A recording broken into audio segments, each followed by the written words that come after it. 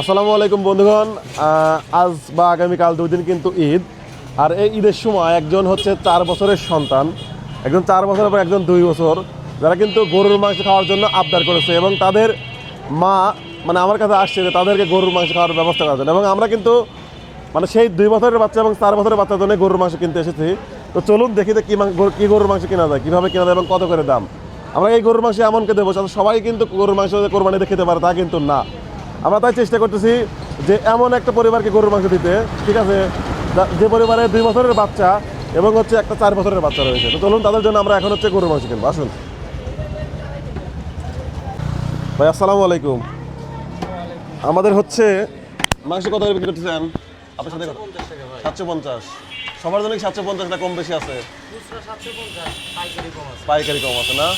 আচ্ছা 750ই দেবো, কিন্তু আমাদের ভালো দেখে 1.5 কেজি মাংস দেবেন, ভালো দেখে।